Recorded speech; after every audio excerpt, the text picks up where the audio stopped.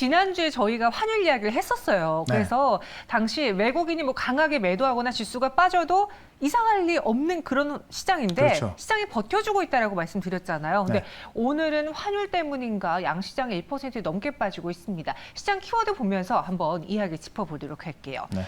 최현덕 매니저가 주목하고 있는 오늘의 시장 키워드는 바로 이것입니다. 급할 것 없는 시장이라고 적어주셨는데 오늘 저희 시청자분께서 네. 아니 왜 우리가 통상 원달러 환율이 크게 오르면 외국인이 매도하면서 지수가 빠진다고 알고 있는데 그쵸. 실상 보면 코스피에서는 외국인이 매수하고 물론 선물에서 매도하긴 하지만 프로그램 매도 치고 너무 과하게 기관의 매도가 나오고 있다라고 궁금해하시더라고요. 그게 어떻게 보면 좋은 징조인데 네. 원래 원달러가 올라가면 이제 계속 올라갈 거로 본다면 외국인은 대량의 매도 물량을 쏟아부을 수밖에 없습니다. 근데 지금 같은 경우는 일단 외국인들 환율이 고점이라고 좀 생각을 하다 보니까는 대량의 매도가 안 나온다. 제가 지난주 같은 경우에도 이 정도의 환율이라면은 외국인이 현물 시장에서 1조 원 이상 매도해도 이상하지 않다라고 말씀드렸는데 지금 어떻게 보면 좀 전혀 다른 방향으로 가고 있는 거죠. 그 같은 관점을 좀 본다면은 일단 환율이 사실 지난주에도 신고가 기록하고 있고요. 오늘 같은 경우도 좀 급등하고 있는 건데 이런 환율에 있어서 외국인이 대량의 매도를 안 하고 있는 것은 이미 다 와 있기 때문에 계속 환율이 올라간다 보면 사실 대량의 매도가 나야 되는 건데요. 외국인도 지금의 환율이 어떤 여기서 더 치고 올라가지 않을 것이다. 이렇게 좀 보고 있기 때문에 대량의 매도보다는 오히려는 매수 관점으로 보는 게 아닌가 싶습니다. 그런 관점에서 제가 달러 강세 내용까지 좀 준비했는데 일단은 급할 거 없는 시장이 왜 급할 거 없는 시장이냐면은 이번 주는 제가 볼 때 어차피 조정 장세입니다.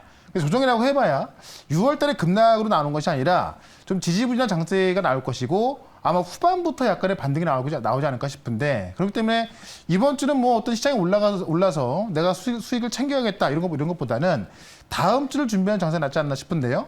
일단 달러 강세 원인을 좀 보게 되면은 이 불확실성이 증가하면서 이 어떤 위험 자산이 안전 자산으로 가고 있는 겁니다. 그러다 보니까 달러가 올라가는 건데 왜 지금 안전 자산으로 가고 있냐? 일단 중국의 경기 둔화 우려감은 계속 나와주고 있고요. 지난번에 나왔던 영국의 CPI, 그다음 독일의 PPI 이 물가 지표들이 미국 같은 경우는 이 CPI가 꺾이면서 인플레 고점 신호를 줬습니다만 영국이나 독일 같은 경우는 CPI, PPI 계속 급등하고 있는 겁니다. 그러니까 유럽은 지금 이 고인플레가 계속되고 있는 건데 그도 그럴 것이 지금 이 에너지가 급등하고 있고요. 러시아가 유럽으로 가는 가스를 끊다 보니까는 에너지까지 급등하면서 지금 유럽의 경기 침체 우려감이 나오고 있는 겁니다. 그런 관점에서 달러 강세 되고 있기 때문에 아마 달러 강세도 당분간은 좀 이번 주까지 나올 것이다. 다만 이번 주 잭슨홀 미팅을 전후해서 좀 안정했을 것 같고요. 여기에다가 연준의 매파적인 스탠스까지 더해주고 있는 거죠. 지난주에는 세인트루이스 이런 총재가 9월 회의에서 기준금리를 75bp 인상할 수 있다라는 걸 이야기했고요. 주말 동안에는 리치먼드 이런 총재가 인플레이션을 목표로 할 수 있는 걸 다 하겠다라고 하면서 연준의 매파적인 의견가 나오다 보니까는 시장에서는 다음 달에 75bp 오르는 거 아니냐라는 게 지금 환율과 시장에 들어가고 있는 건데요.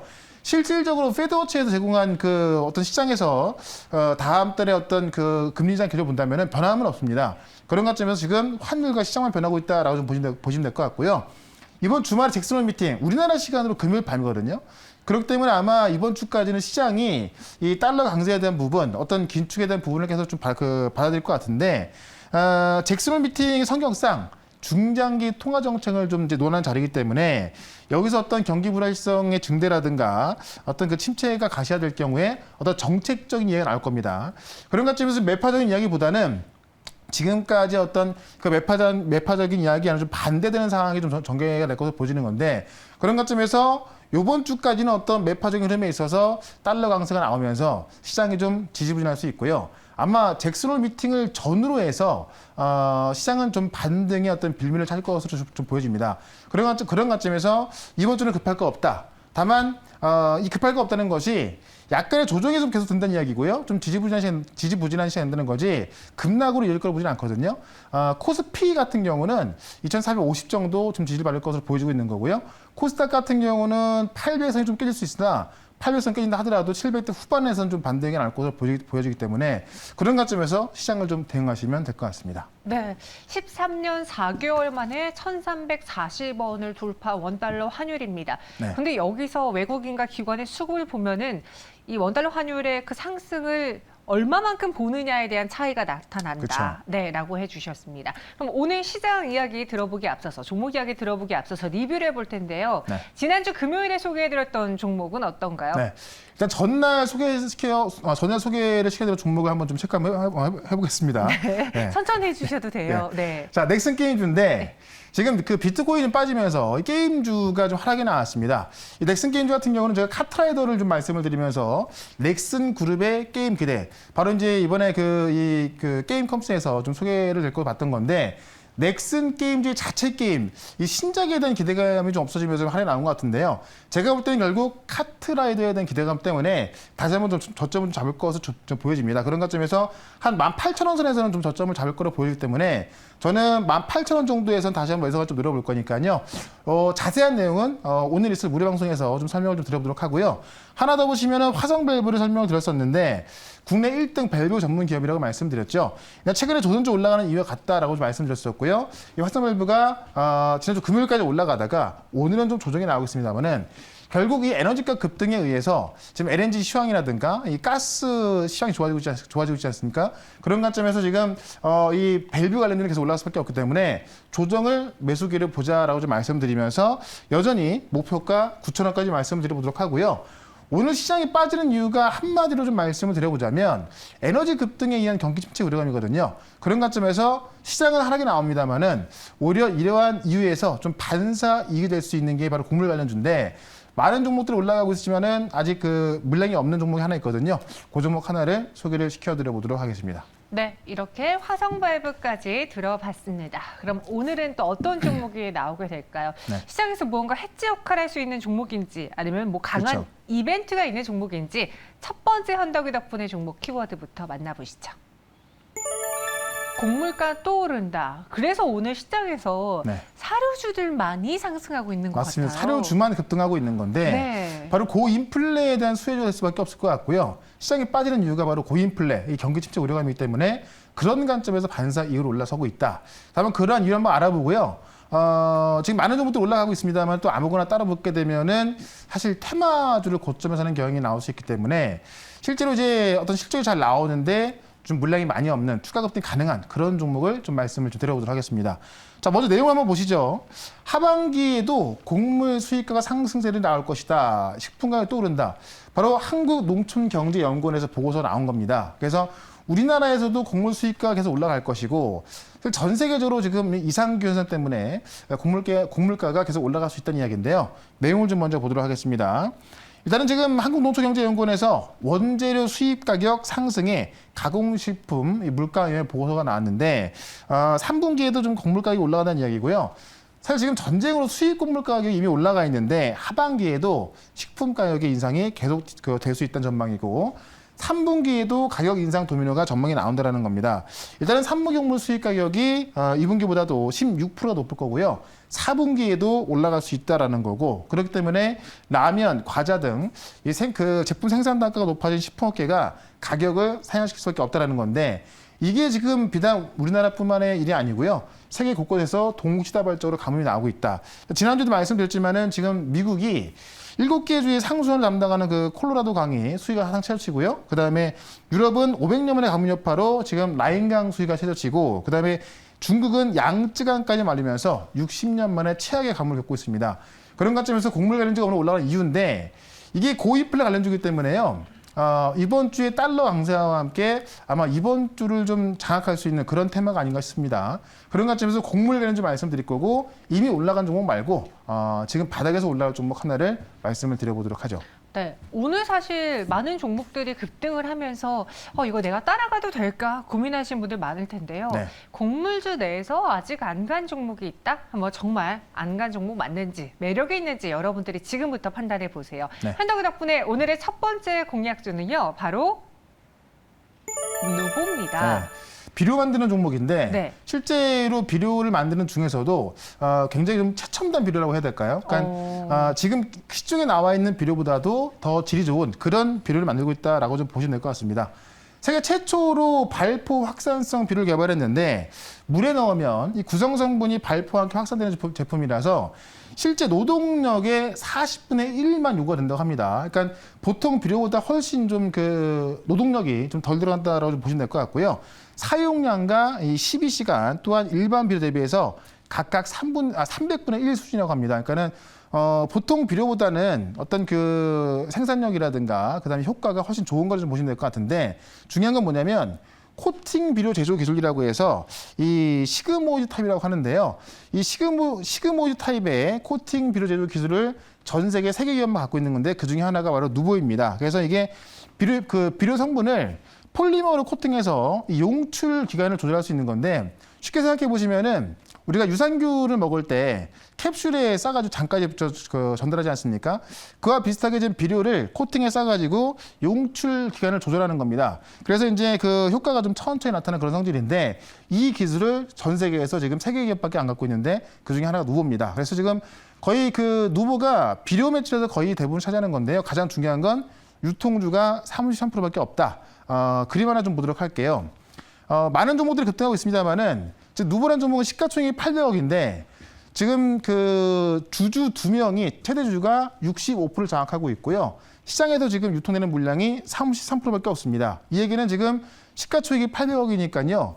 240억 정도 왔다 갔다 한다는 이야기거든요. 그러면은 240억의 어떤 어떤 금액만 있다고 한다면은 주가를 움직일 수 있다는 이야기입니다. 그런 관점에서는 품절주들이 어떤 호재가 나왔을 때 초급등하는 경우가 있는데 누보가 실제로 비료에서도 신기술을 갖고 있고 지금 최대 주주가 물량을 꽉 갖고 있는 품절주기 때문에 지금부터 추가 급등 가능성이 있겠다라고 좀 말씀드리면서 차트를 한번 보도록 하겠습니다.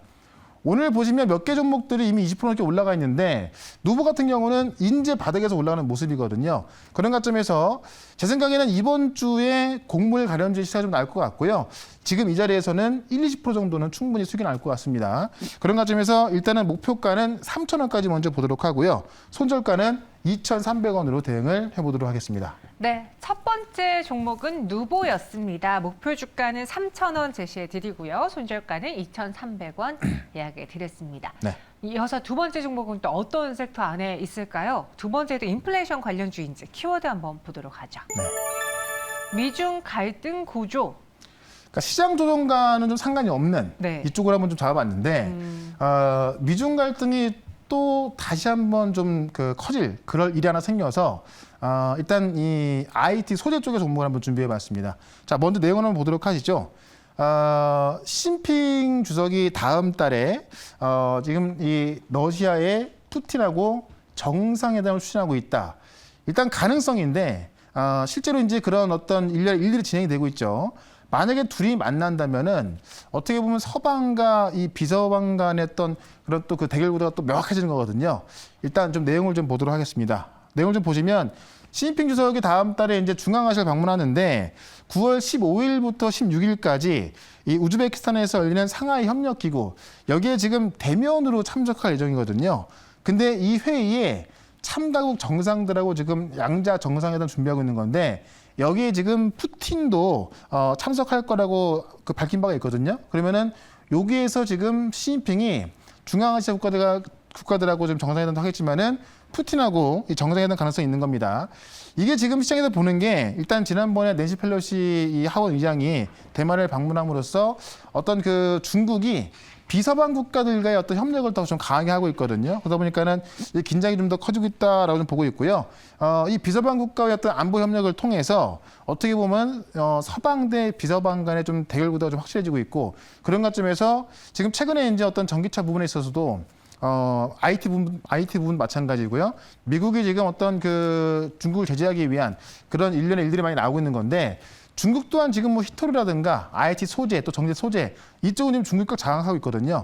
그런 관점에서 관련 내용과 관련된 종목을 말씀을 드려보도록 하겠습니다. 네, 사실 저는 뭐 미중 갈등하면은 가장 1차원적으로 떠오르는 테마가 약간 히토리 쪽이었는데 네. 그 내용은 아닌가 봐요. 맞습니다. 아, 맞나요? 알겠습니다. 과연 어떤 종목일지 두 번째 관련 종목 열어보도록 하죠. 네. 티플렉스. 히토류 소재를 공급하는 기업인데 네. 사실 히토류로 봅니다만은 더 중요한 게 있습니다. 실제로 매출이 상당히 많이 나고 있고 영업이익까지 작년 대비해서 대폭으로 폭증했기 때문에 히토류로 봅니다만 더 중요한 걸 좀 말씀을 좀 드려보도록 할게요. 일단 부품 소재를 공급하는데 지금 세화 창원 특수강으로부터 이 스테인리스 본강을 안정적으로 조달해서 기계라든가 선박, 이 플랜트에 부품 소재를 공급합니다. 그다음에 히토류 같은 소재를 공급하는데요. 뭐 티타늄이나 니켈, 텅스텐 같은 이 특수재질 소재를 산업 전반에 걸쳐서 유통하는 업체다 그래서 히토류 기업이기도 하고요. 부품 소재 공급하는 기업이기도 한데 중요한 게 뭐냐면 매출액의 사상 최고치를 기록했다. 실제 지금 티플렉스가 우리가 알고 있는 그 4대 반도체 기업들 있죠. AMAT하고 그러니까 어플라이드 머티리얼즈 그다음에 램 리서치 공급하고 있는 건데요. 어플라이드 머티리얼즈하고 램 리서치 공급하면서 상반기 매출액이 1,288억 나왔고 영업이익이 161억 나왔는데 이 그림을 통해서 한번 비교를 한번 해드려보도록 할게요. 얼마나 많이 나온 것인가. 지금 작년에 보시면 매출액이 1,895억. 요거는 1년 전, 2년 전 대비해서 많이 나온 건데요. 지금 작년에 1,895억 나왔는데 이번은 상반기에 1,288억, 거의 3분의 2가 나온 거고요. 영업이익은 작년에 168억 나온 게 사실 그 전년 대비해서도 거의 뭐 한 4배 나온 건데 지금 이번 연도에는 161억 나오면서 작년 영업이익의 거의 대부분을 상반기에 나온 겁니다. 그러니까 지금 실적이 어마어마하게 커지고 있어서 히토류 관련주기도 합니다만은 실제 어플라이드 머티리얼즈하고 그 램 리서치에 지금 관련 소재를 공급하면서 실적이 좋아지고 있다라고 좀 보시면 될 것 같습니다. 그런 관점에서 히토류 관련주기도 합니다만은 실제 실적이 어닝 서프라이즈를 보여주고 있는 그런 종목이다라고 좀 말씀드리면서 차트를 좀 보도록 하겠습니다. 차트 보시면 한 번 좀 올라온 상황에서 지금 바닥을 딱 만들어주고 있거든요. 2차 상승을 시도하는 과정에 있어서 히토류 테마로 올라갈 수 있겠습니다만은 실적을 봤을 때 지금의 시가총액은 뭐 너무나 저평가돼 있고요. 특히나 이 IT 장비 쪽으로 소재가 들어가고 있기 때문에 안정적인 실적이 이어질 것으로 보고요. 그런 관점에서 목표가를 일단은 5,900원까지 말씀을 좀 드려보고 손절가는 4,900원으로 짧게 대응해 보도록 하겠습니다. 네, 두 번째 종목은 티플렉스였습니다. 목표 주가 5,900원, 순저가는 4,900원 제시해 드렸고요. 네. 앞서 말씀드린 것처럼 그 외의 이야기는 또 무료 네. 방송 통해 드릴 수 있을까요? 이번 주 시장은 좀 조정이 나올 텐데 어떻게 대응하냐에 따라서 사실 뭐 단기적인 수익을 챙길 것도 있고 다음 주를 준비를 좀 잘해야 될 것 같습니다. 시장 전략과 종목 말씀드릴 거니까 4시 시작하는 무료 방송 유튜브에서 최현덕 검색하고 들어오시면 되겠습니다. 알겠습니다. 저희는 여기서 인사드리고요. 한덕희 덕분에는 내일 이 시간 또 찾아오겠습니다. 고맙습니다. 네, 고맙습니다.